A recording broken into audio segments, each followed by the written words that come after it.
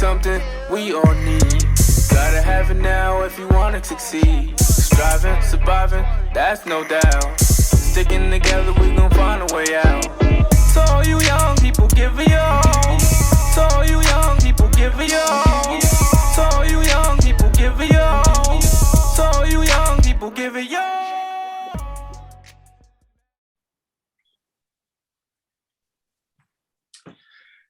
Good morning this time, the back community. Thank you as always for staying informed. Thank you for staying engaged. You know how I like to start off these interviews, but we're going to get right to it. Today we have Mr. Don't Put Your Health on the Shelf himself. My boy, we go back to ESP days, Essential School Program days. I have his man, the legend, Markael Brace. Kel, thank you for affording me your time today, and I look forward to diving into your interview, bro. Yeah, man. Thank you for having me, man. I appreciate it, man. Okay. Hey, listen, man. It was a no-brainer for me. I got a chance to see the transformation, of course, via social media with you from the time period when you decided to go ahead and say, you know what, yo, I'm about to get back into this thing. I'm about to do my thing. And I seen you on your fitness journey and the transformation that it did for yourself, but also how you were starting to inspire others to join you on that too. So I'm like, I knew it was only a matter of time before I doubled back and got you on here. Absolutely, man. I just came up with like, don't put your health on the shelf and stuff. It had a lot to do with COVID, sitting around, the things that was going on, and then just the health of people and people dying and stuff like that. So I just say, you know what? Gym's just closed. So I'm gonna start this jogging thing, start running. You know what I mean? Just get my health off the shelf. I mean, just be here so you can be here, be healthy, be here for my kids, my fiance, things like that, and the rest of my family as well. You know what I mean? People that depend on me. So it was important. I can't take care of nobody else if I don't take care of myself. You know what I mean? Facts only. Facts absolutely. Only. Yeah. Well, listen, man, I know who you are. Everyone else out there in the Capital District area might not. So I'm going to hit you with your first question, which is going to give you the opportunity to tell the back community more about you. So Markael, the man, the myth, the legend himself, please tell the back community, what are you doing now? I know you alluded to don't put your health on the shelf in your fitness movement, but here's your opportunity to tell us about you, what you do, and what you're passionate about. Okay, what I do is my professional life is as far as work, I'm a New York State correction officer. I have a thing for human services and just helping people and trying to inspire people to do better. And I'm a family man, dad, stepdad, big brother, mentor, you know what I mean? I just like to help people, man. I have a passion of the people that surround me, that their energy is positive and always good.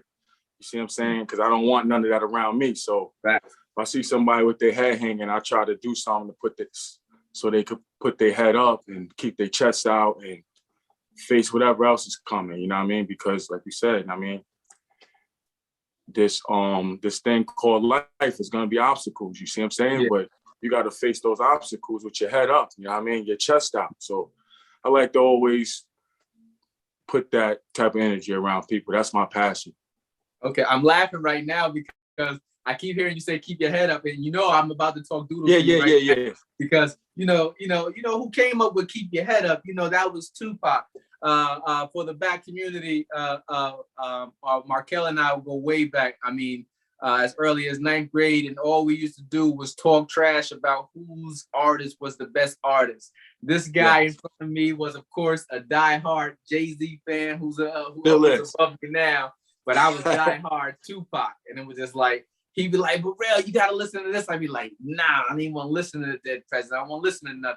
Tupac said he ain't like him, so I ain't like him. That's a fact. We do go way back, man. But they both iconic, you know what I mean? Both held it down for the culture, you know what I mean? And just bless both of them. Just happy to have both of them brothers. You know what I mean? They both guided us in the right direction.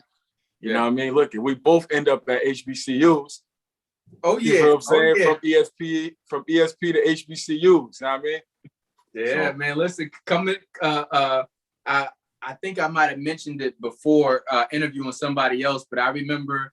Well, actually, I'm gonna let you throw it. I know you said we both went to HBCUs, but go ahead. Tell the back community where'd you go to for undergrad.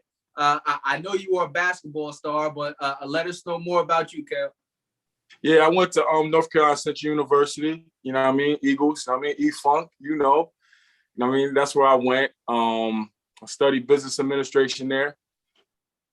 Durham, Raleigh, Durham, and played basketball. Obviously, I was the team captain. I mean, the leader of the team and all that type of stuff. Starting point guard, all the way from Albany High to Raleigh, Durham campus. You know what I mean? HBCU. Like, it was it was a big culture shock. But man, listen, it was the best time of my life. The best thing I ever did.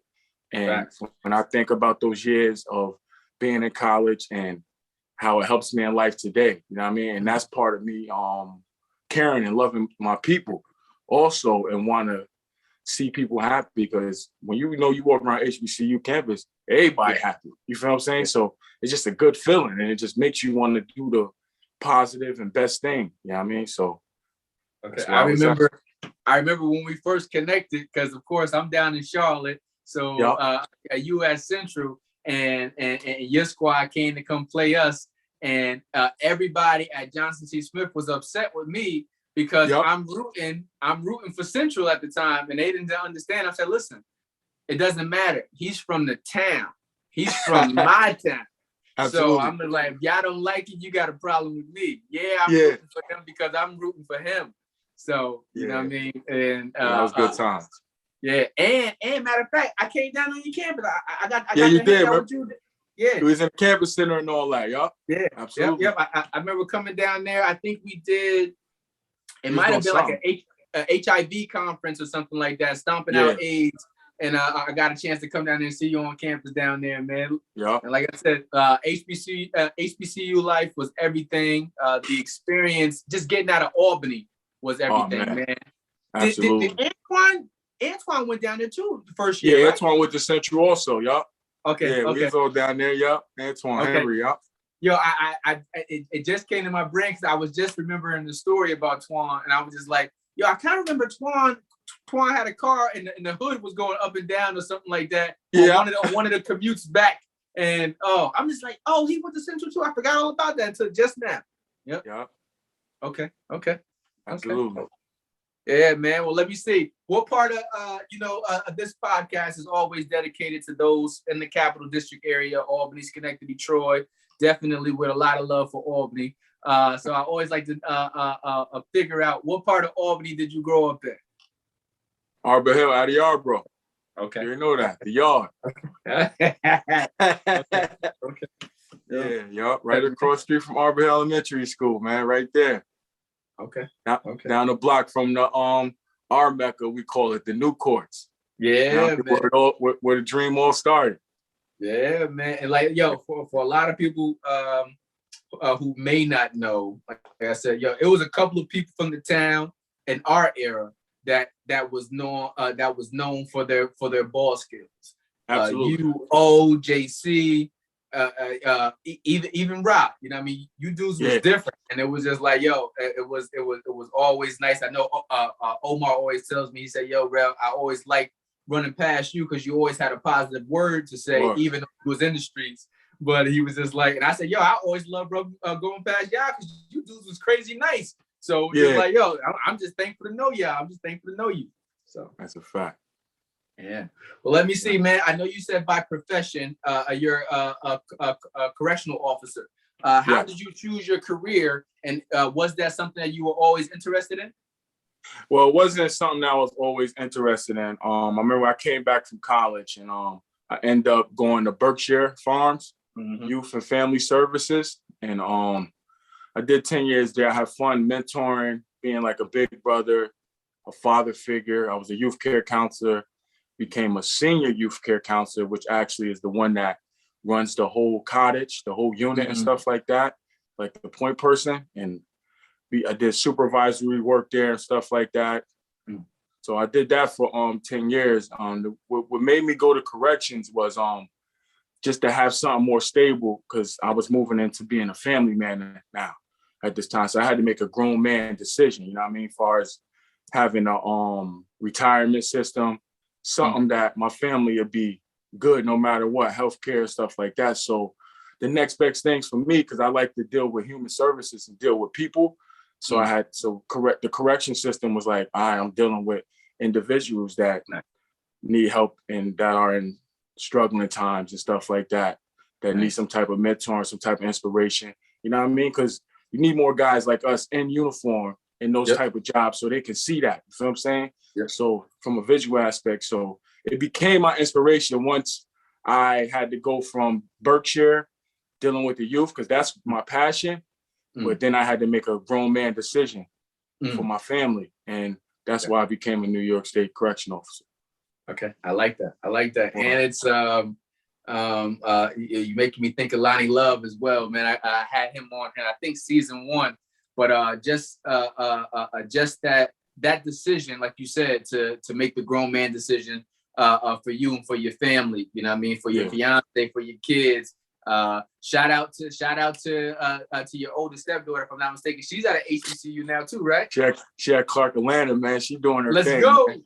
She got a lot of stuff going on already, man. It's crazy. Just thinking about it won't make you tear up. Like, yeah, she's doing her thing, man, for real. It's nice. She's very inspiring. Work. Nice. And I have your fiance coming on at some point. I know I locked her in for a date. I can't think of it now too, because I'm really inspired by what Paige is doing as well on her wellness journey and bringing everybody along for that too, man. You guys are a dynamic couple. And like I said, man, I was like, listen, I might get y'all both on at the same time, but I was like, I ain't want to steal either one of y'all thunder. So I said, we'll do it separate so that way. She need her own session, man. Because then I'll be the little person in the room at that point. You know what I mean? She got a lot to talk about. You know what I mean? So yeah, she gonna need her own whole little segment. Okay, man, got you covered. Let me see. I got a question for you, especially because I know ball was a really big part of your life, and a lot of people don't realize that Albany has always been like a basketball town. Not only have we had basketball legends come from out of the joint, but boxing legends come from out of the joint, but for the most part, it's always been like a basketball town. So I know you've been involved in basketball, but growing up in the Capital District, what kinds of programs or opportunities did you take advantage of? And are some of those programs that you took advantage of, are they still around now? Boys and Girls Clubs, that was like the foundation. Just being part of the Boys and Girls Club and going to different areas with the Boys and Girls Club. Like you had the North Albany, you had Delaware, you had the one on 3rd Street downtown. So that's how you was able to meet everybody from different places in Albany, playing basketball, playing ping pong, foosball, all that stuff. And then St. Joseph's, obviously. We had St. Joseph's, we had the Arbor Hill Community Center. Those things kind of like shaped me, you know what I mean? Okay. And are they here today? The Boys and Girls Club, I don't hear much about the Boys and Girls Club. Yeah. They are doing some things at the Arbor Hill Community Center. Okay. Places for the kids to go, but there's not enough things out there that was out there when we were doing things. You know what I mean? Because I feel like it was more people devoting that time into like Boys and Girls Club. We had Troy Turner, Universal. You had Brandon Graham. Right? These dudes, you know what I mean? These dudes was really like, you even had Behinds, you know what I mean? These dudes was just putting in that fatherly work, you know what I mean? And keeping these programs afloat and you had Black Seas up there teaching the kids how to box and stuff like that, you know what I mean? And then we had a bunch of tournaments. We had a bunch of summer leagues. You had Inner City Pop Warner. Now you just got Whitehall. You had you got Crank Park, softball, just all these things that was able for you to be with your peers in a different way other than in the streets, just in the streets, you know what I mean? And those were the programs that shaped me. But at the top of my list, I want to say the Boys and Girls Club because that was a whole different. That's why I learned about Kwanzaa, all that stuff. You know what I mean? Passing the cup around. Yeah. Remember all that. It's crazy to think that you just named off mad places, Kel. And it's just like, when I come back home, or even for those that I've interviewed, that's the number one thing that everyone always says. It was like, what happened to all of the programs? Real talk, because there was a Boys and Girls Club in every part of the town. You had St. Joe's. You had all these leagues. I remember coming up to St. Joe's. I think my first time, World Life, I ain't gonna say it. It's probably my first time saying it publicly, but I remember coming up to St. Joe's because I went to the Boys and Girls Club Crosstown. So I was with Brandon and Jay and Tata and all these guys.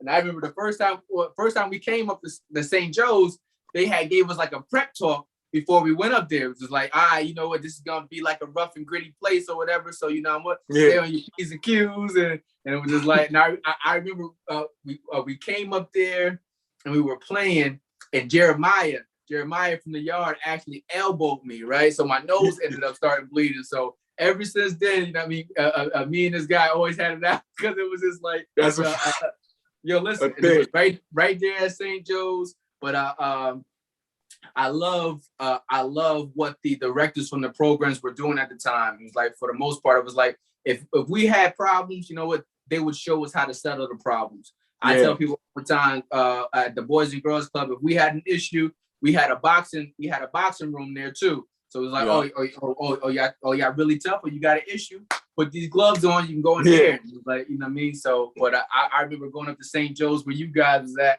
and for Intramural League, and just having to have that prep talk before we even went there. And think about it, it's only 5-10 minutes away from each other. Exactly. It's like, back then it felt like we were going really, really far. I'm just like, yo, I don't know him like that. I've never been there. But those experiences meant everything, man. And it was just like, I feel like today's generation has missed out on so many of those Jews that we had. And I mean, just talking to you just made me think about that whole. I got my first bloody nose probably right there. Elbow me right in my nose, man. Yeah. So, but yeah, you know what I mean. And they make you into who you are today. Absolutely. You know what I mean? All of those programs from the Boys and Girls Club. I think you even mentioned like Crank Park and Inner City. Think about having access to all of those things, man. We needed that. Which is like, yo, you can go to Crank Park, you can go to Hoffman. You had all of these different Inner City down here with Cook and everybody and Mr. Givens. But it was just like, where is it now? And that's why I always say, like, you know, when we look at where things are, or the state of affairs, I should say, of how Albany is right now, where things are going, we're missing so many of the key elements. We're missing those programs, we're missing those people. And we missing the environment. I miss that environment. That environment was dope. I went from uptown to downtown to crosstown. Everywhere. I had no problem. No problem. You good. Yeah. Let me see, man. I got an interesting one for you. I would like to hear your answer on. How did your friendships and bonds that you formed growing up in Albany affect your friendships as an adult? Our friendships growing up in Albany. Mm-hmm. How did it affect? Like, what do you mean? So, like, in the way that you choose friends, and the way that you choose people that you keep around you in your inner circle. You know what I mean? You're now soon to be married. You're a father. You probably move differently. But you know how we were raised in Albany might have been different than how we are now. But how did your upbringings in Albany and the friends that you have there, like, did it change? Did it sway? How did growing up in the Capital District affect you as an adult in regards to how you choose who to keep around you and who not? Maybe that. Like I said, I try to keep positive people around me. Growing up, I mean, playing basketball, mostly all my friends I picked, they were athletes. Yeah. You know what I mean? Obviously, I had the kids that was in my neighborhood and had a yard, bro. Those friends I grew apart from them early because I was into something that they weren't into. So I always stayed around the people that were into the same things I was in, like was basketball, stuff like that, going to the Boys and Girls Club. That's how I choose my friends growing up. And now as into the family life, father, fiance, and my job, I choose friends that are doing the same thing, that are family oriented, doing grown man things, as far as responsibility, holding a solid career. So I just keep that same thing to keep me going. Like I have friends now that I have workout partners, people that like to work out. One of my top advisors that's on my top priorities that I reconnected with was Pastor Chevis Brad. You know what I mean? So that's part of my spirituality. I really started real hard digging into that Bible and stuff, and really trying to become whole as a man, you know what I mean, as an individual. So, and attending church and doing my prayers and stuff like that. And so now that's how I choose my friends. Like, okay, it got to be moving the way I'm moving, or you know what I mean? Okay. I mean, I see that. I see that, man. It seems like that was the consistent pattern. You kept people around you that were interested in the things that you were interested in. And Absolutely. To be honest, Cal, I think a lot of times we overlook or maybe underestimate how important it is, the people that we keep in our circle. You know Absolutely. What I mean? It's like some people are like, oh, I'm not easily influenced, man. We all get influenced. You can get influenced negatively, you can get influenced positively. And pretty much you really want to be mindful of the people that you keep into your circle, because ultimately it'll lead you down this way or it can lead you down another way. But Absolutely. It seems like that was a pretty consistent thing for you. You know what I mean? You stayed around, whether it was ball, whether it was working out, whether it's now you're on your spiritual journey. You stay connected to other individuals who can feed you as you go through that process. Smart man. Gotta do that, man. You know what I mean? Got to. Yeah. Got too much to lose, man. Listen, I was talking to my barber. It's a female. Shout out to Nikki the barber down here. But we were just sitting there talking. Might have been yesterday, and I was telling her about, like, you know, I got so many friends. You know what I mean? I got friends that got life bids, and I'm just like, he's like, man, it seems like so many different things that you were involved in or that you were around. Like, yeah, and it's just like, that's why I don't overlook any situation now. I was like, yo, sometimes it can be the simplest of simple situations, but it can turn into something major if you don't handle it right. You know what I mean? And so it's just like, yo, be careful what you say, be careful about who you're around, be careful about how you move, because everything, there's a cause and effect process with all of that, man. And you learn those things and you develop it based upon the things that are important to you. It's important for me to come home every night. You know what I mean? So I'm sure it's for you too. So it's like, you know what? I ain't gonna move there. I ain't putting myself out there because I got some people that's depending on me to get home to. Absolutely. Yeah, man. Let me see. Growing up as a teen, did you have a mentor? And if so, how did that person impact you? I had a mentor. I had a few mentors actually. And like my first mentor was my aunt Teresa. She played basketball, you know what I mean? So she the one introduced me to basketball. I learned how to play basketball from a woman, you know what I mean? So I was raised by a woman. I'm a product of women. So, and that was my first mentor. She got me into the hip hop, and because she was wearing her bamboo earrings and her hair, she was fly. She was a fly girl back in them days. And she taught me how to play basketball, taught me how to ride a bike, taught me how to fight, taught me how to swim. And then those are the things I was sent out to the world by her building me up. And then I have a guy named Universal. They call him UV, Torsten. Yeah. He took me and molded me and into a young man as far as basketball, talking about life and keep me out of the streets, because he was in the streets at one point in time in his life, and he was correcting his wrongs into rights and becoming a positive man. So he was somebody I could relate to, because he wasn't way up there. Coming from where we come from, he wasn't nobody that was way up there looking down. He was coming right at me and letting me know, this is what you gotta do to stay away from this. You know what I mean? You got a gift, you got a dream. So that was my mentor right there. Same way right now. Yeah, so that shaped me, and I use those tools even today, you know what I mean, to go through life, you know what I mean? Keep that tunnel vision, you know what I mean? The eye on the prize, and my eye is always on the prize. And where I'm here right now today in my house is where my lady is and my family is. That's the prize. You know what I mean? That's the tunnel vision. So I walk with those same jewels that my mentors installed into me. And nice. Well, shout out to you, Big. Like I said, man, I know him and my brother were really, really close.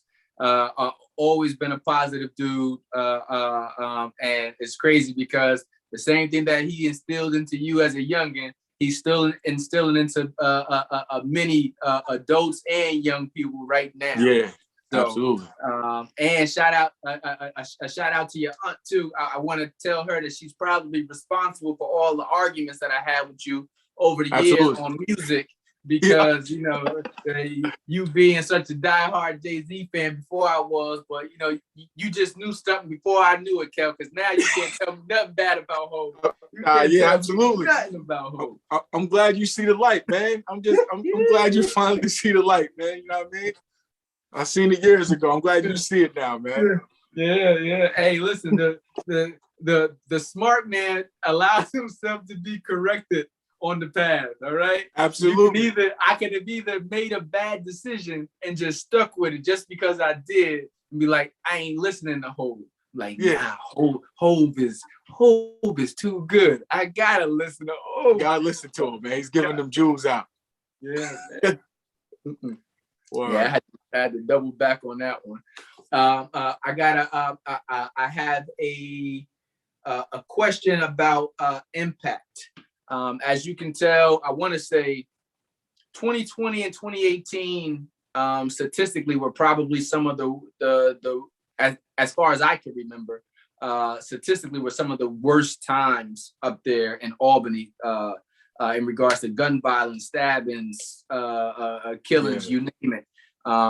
But how have you been impacted by gun violence in the Capital District area, Kel? To the point, man, when I drive through my city, man, I don't even feel safe. You know what I mean? I feel like an out-of-towner, man. I never seen this much distraught on my town. You know what I mean? Like seeing people you grew up with, you know what I mean? Like everybody looked like a stranger sometimes, you know what I mean? It's just, that's how it impacts to the point where like you want to take your kids around and show them where you from and show them where you go. And it's like, I don't even feel safe bringing them around, you know what I mean? Yep. And going out there. And every time I go out there, it's like a worry. Like my girl will be texting me and all that, make sure everything's all right and stuff. You ain't out there just outside, you know what I mean? So that's how it impact me, man. It's just like, I'm not used to not being able to go in the summertime to go hang out and just sit outside, chill, you know what I mean? Cause it ain't, but it ain't safe, man. It's like anybody's getting it. Little girls, grown people that's not like, dang, they got shot. Like, how that happened? You know what I mean? And then on top of when you got the pandemic and all this stuff going on, it's bad, man. So yeah, I agree with you, man. And it's just like you touched the nerve when you was just saying how, especially when you got kids, like you want your kids to see the things that you love, right? So I'm in Albany often, so and I got my two younger ones with me, and we just be sitting there. Sometimes I want to take them just on a walk from the corner of Judson up to the corner store and be like, nah, I just go by myself. You know what I mean? Just like because I'm used to it, and even though I'm used to it, I still know that it's just dangers out here that they're not really even experienced to where we live at here in the DMV. But it's just like I want them to have an appreciation for Albany the same way that I do, which is why we're up there so often. And be like, because this is a part of life. And Albany was so impactful to me, man. It was just like, even though it was a small spot, you couldn't tell me that, my town wasn't the town. I love coming home during summer breaks from college to get down into the new courts. I love chasing tails through the city. I love going through all of the spots. But like you said, now it's just different because everybody is being affected. You don't even got to be a part of anything. No. Like just randomly shooting daycares, shooting. You know what I mean? You come visit a person, getting shot in your neck. it's Yeah. just out of control. So It's sad, you know what I mean? man. Yeah, so I feel that 100%, and I really hope and pray that we can get back, honestly, to the Albany that you and I grew up in, because Yeah, man, for real. and it's not like we got a shortage of people, because to be honest, there's a lot of positive people, and Absolutely. I know it. There's a lot of positive people in Albany, but unfortunately, that safety thing will keep a lot of people from getting involved, because it's like, yo, you know, when you come to safety is number one priority. And I'll tell anybody that, you know, I mean, safety is number one priority. But that's number one. Yeah, we can get back to being able to control the safety aspect. You can have more people volunteering and getting involved, and not feeling like they're putting themselves or their families at risk. So I understand Absolutely. that. Yeah.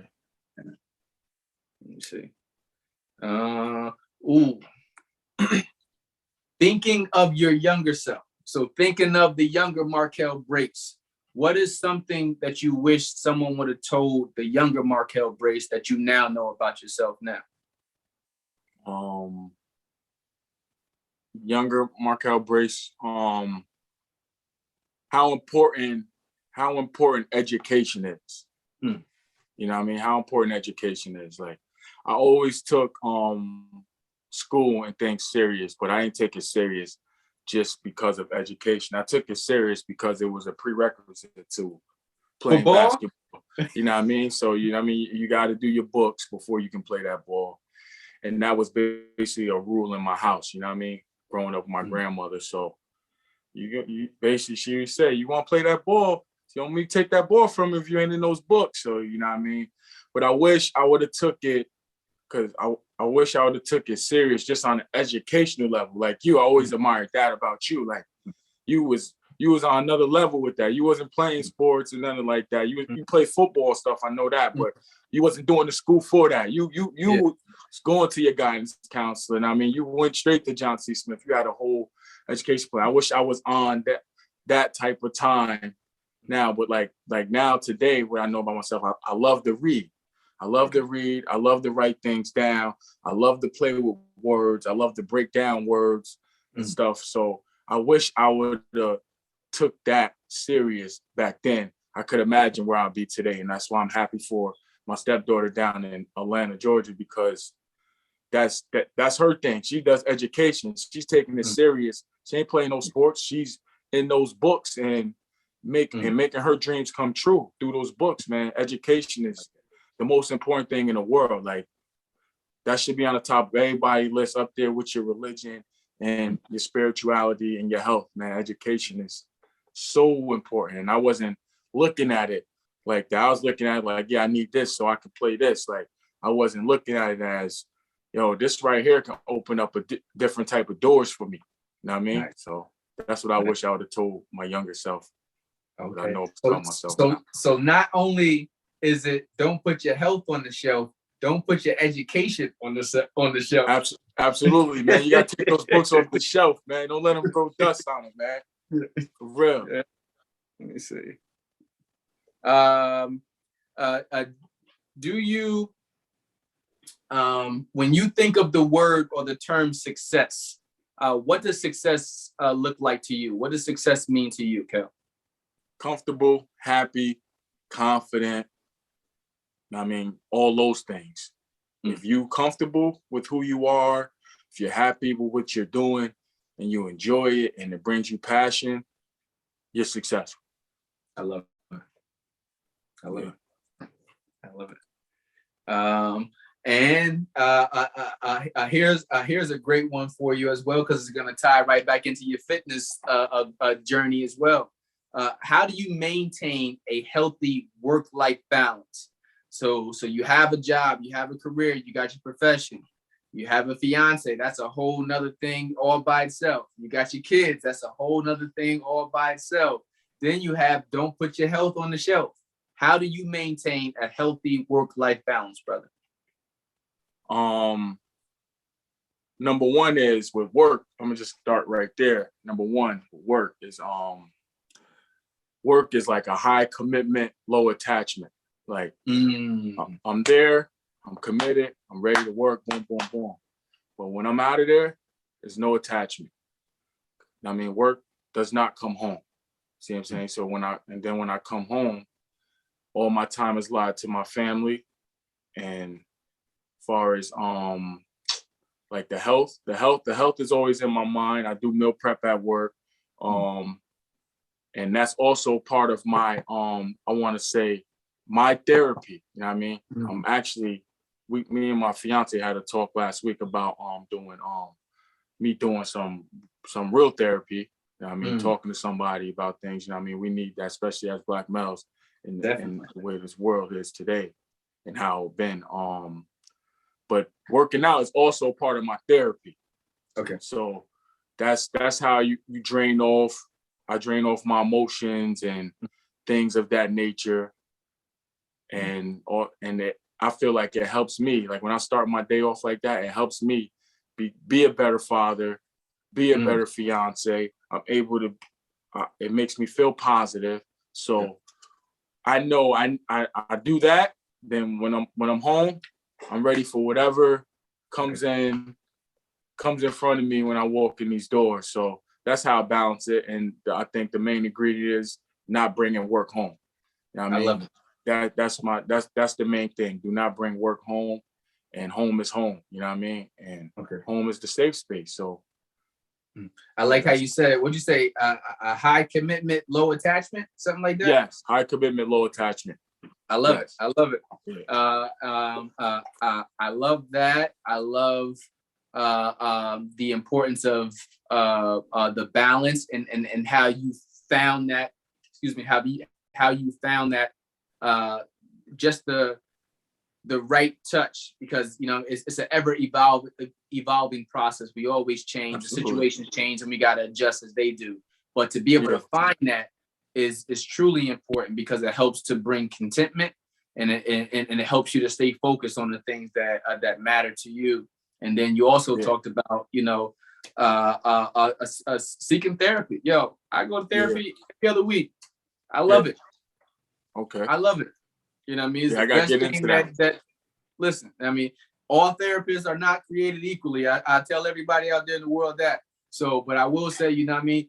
Find you someone that understands you. For this, my therapist now is a faith-based therapist. And that was one of the things that was important to me this go around. I did have one prior, but we just didn't have no connection. It was just like, I thought she was looking at me like, okay, she had a stereotype about what Black men were, and it just didn't work. But you know what I mean? That's why I say all therapists are not created equally. Do your research, find out we have the capacity to learn about our therapists too. So, find out what it is that they're interested in. How's their life set up? What's their faith-based system? So that way you're not being influenced or controlled by somebody who doesn't have, like you said, your whole life, you have survived and thrived by putting yourself around people who think or want this or want similar things to you. It's just as that important when choosing the correct therapist too. But but it's a beautiful journey. I got a book up here I tell everybody about that probably changed my life in maybe about 3 days, no lie. It's a book called How We Love.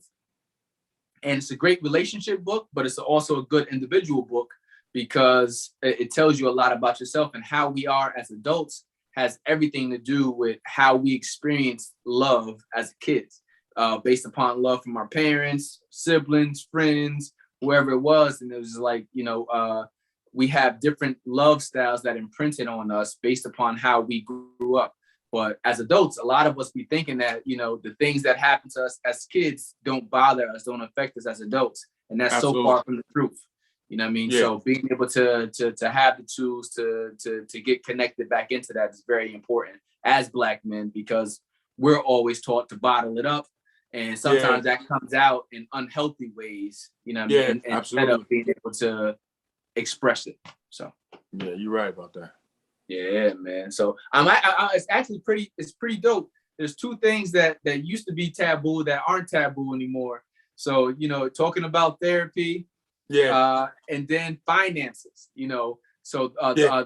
those used to be two big taboo topics nobody really talked about, but now people are talking about the importance of it because we understand the balance that is needed. You know what I mean? A lot of our parents might not have had the opportunities, the resources to dive into it as much as they actually need it.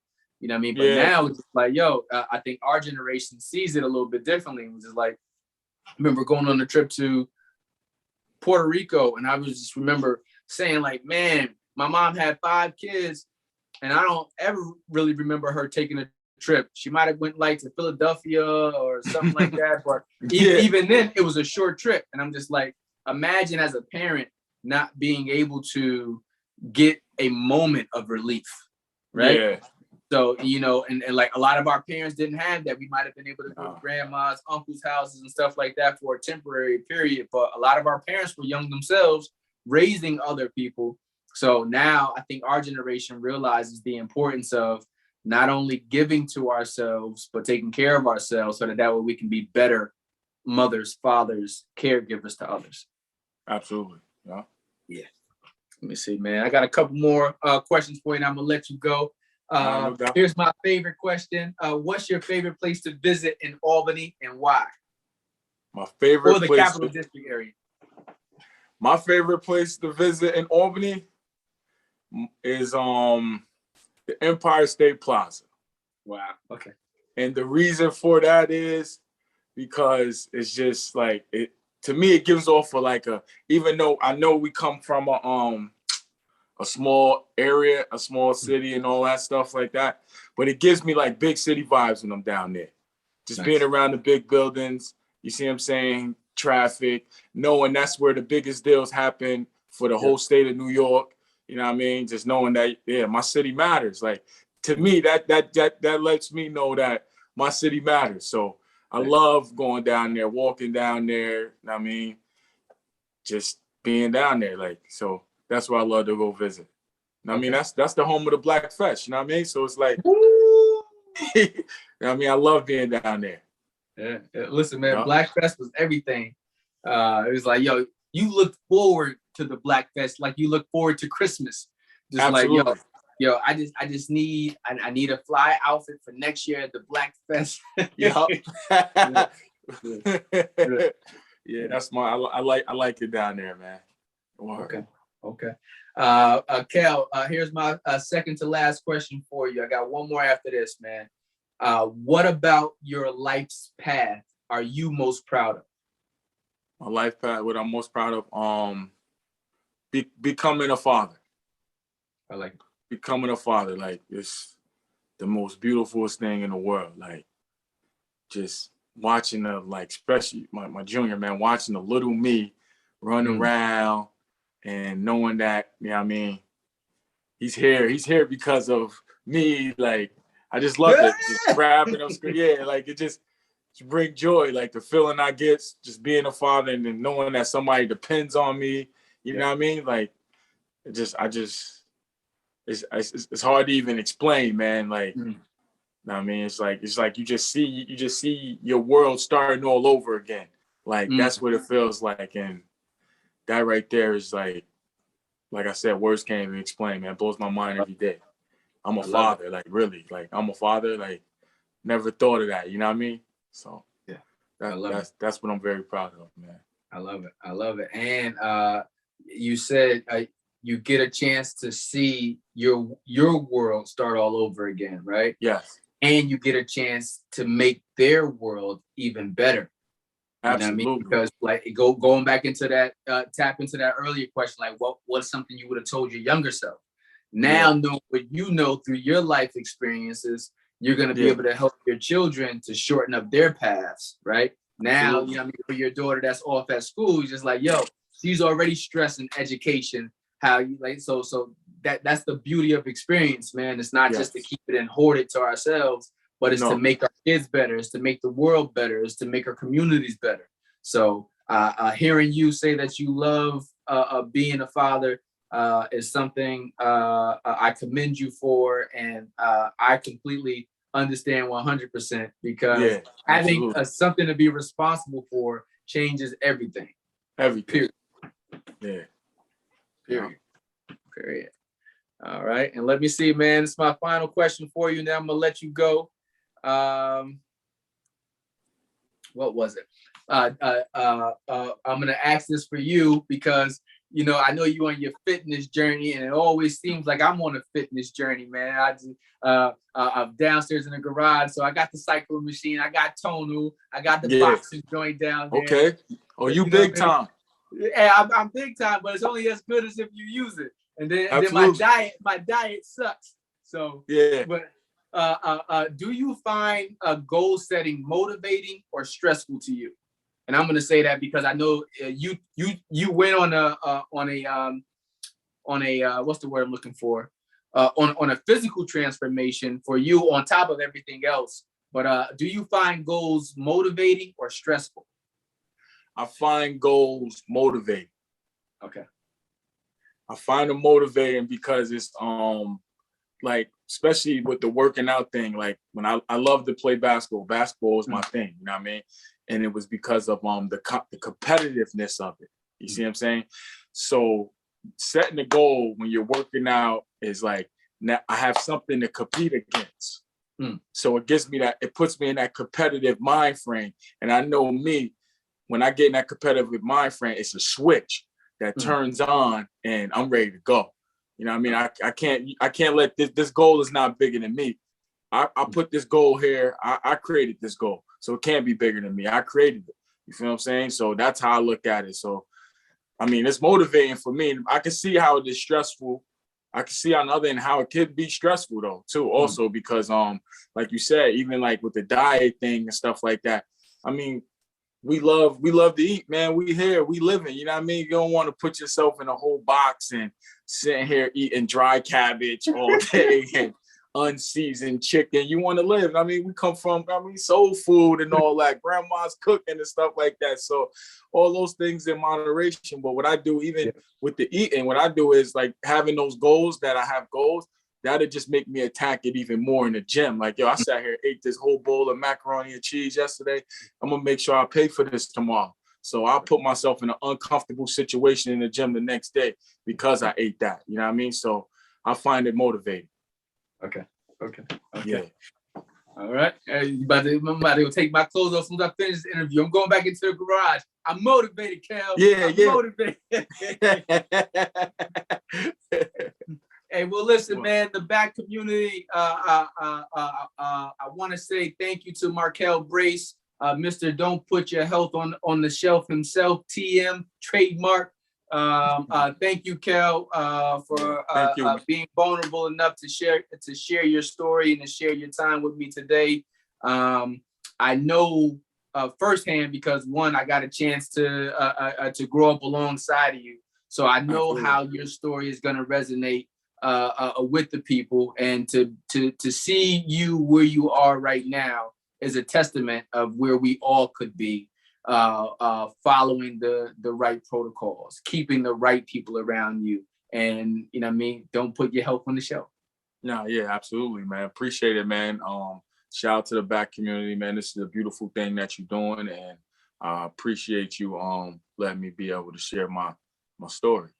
Appreciate it, man. Okay, man. Oh, you're totally welcome, man. I'll play catch up with you next time, brother. Absolutely, bro. Peace. Good, man. Peace. Keep climbing up the ladder. Black lives matter. They matter. So all you young people, give me all. So all you young people, give me all. So all you young people, give me all. So all you young people, give me all. Matter. Black lives matter. They matter.